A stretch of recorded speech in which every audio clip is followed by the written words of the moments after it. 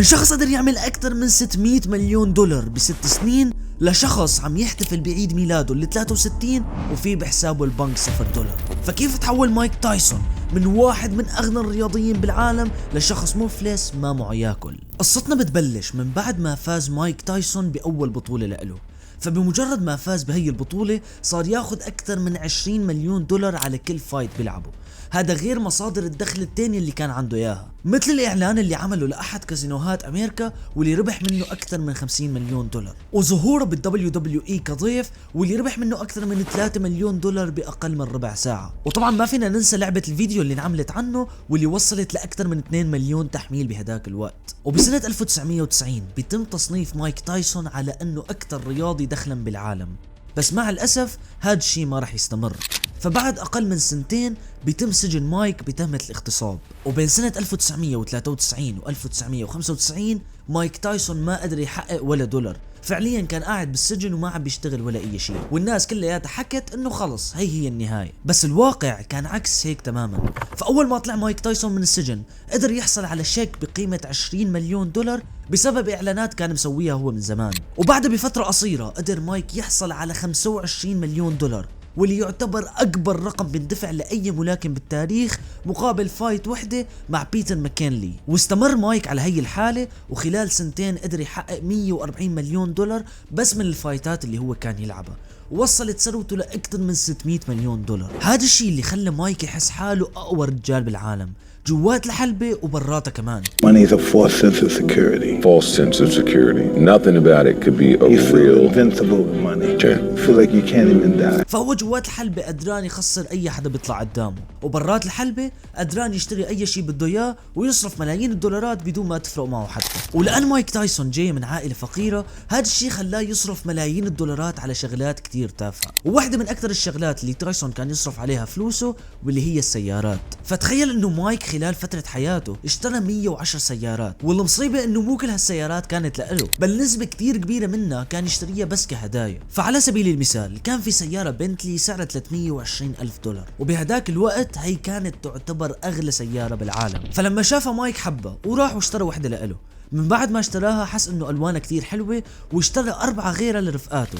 هذا الشيء اللي خلاه يصرف اكثر من 1,500,000 دولار باقل من 5 دقائق، وبعدها باقل من ربع ساعه راح واشترى سياره فيراري لإله بقيمه 300,000 دولار. والاغرب من هاد كله انه مايك كان يشتري هي السيارات وهو ما معه شهاده سواقه اصلا. فباحد الايام وهو كان عم بيسوق سيارته الرولز رويز بيوقفه الشرطي وبيكتشف انه هو ما معه شهاده، ومو بس هيك بل كمان كان شربان.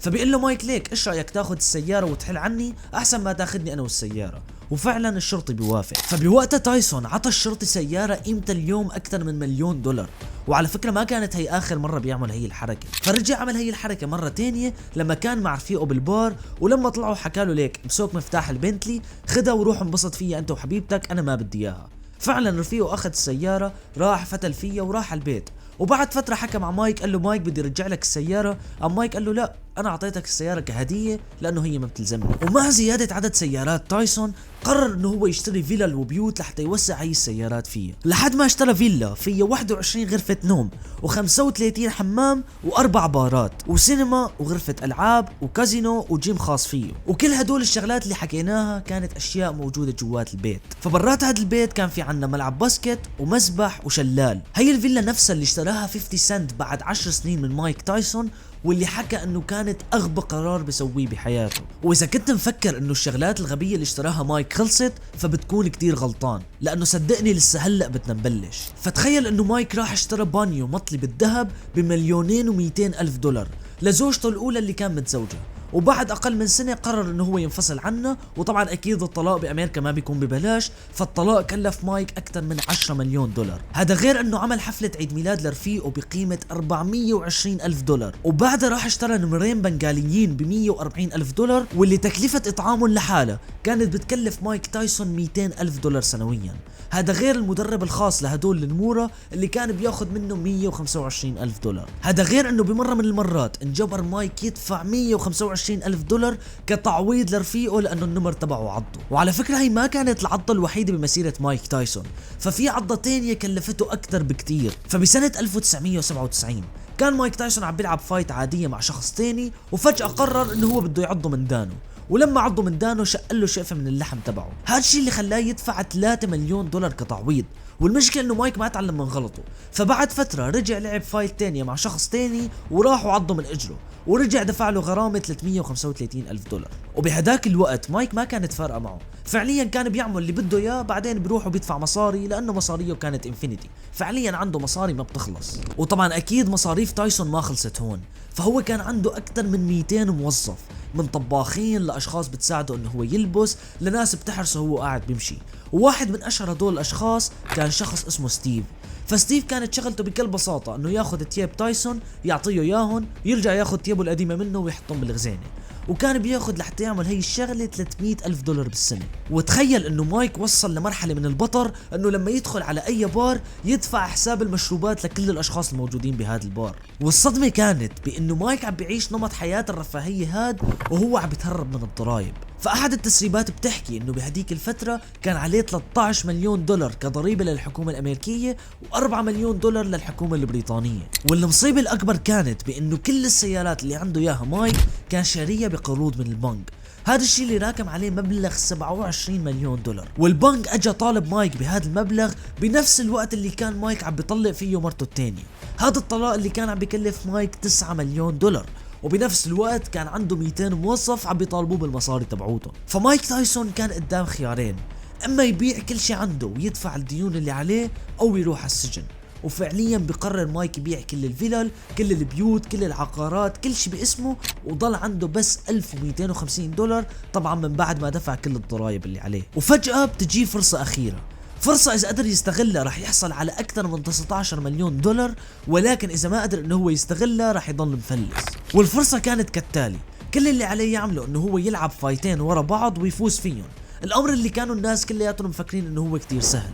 ولكن مع الأسف تايسون بيخسر بالفايتين، وهيك بيكون هو خسر 19 مليون دولار واعتزل الملاكمة بشكل رسمي، وبنفس الوقت أعلن إفلاسه. والناس هون حكت خلص هي المرة راح تكون نهايته لمايك تايسون.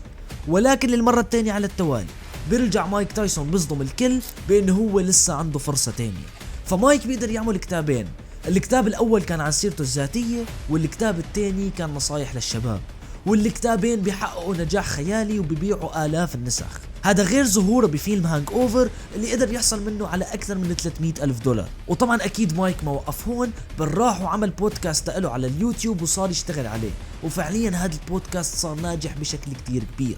وكمان راح ولعب فايت مع اليوتيوبر جيك بول اللي قدر من خلاله يحقق اكثر من 20 مليون دولار. وبهي الطريقة قدر مايك تايسون انه هو يتعلم من اغلاطه ويجمع مبلغ يعتبر كتير صغير بالنسبة لثروته القديمة.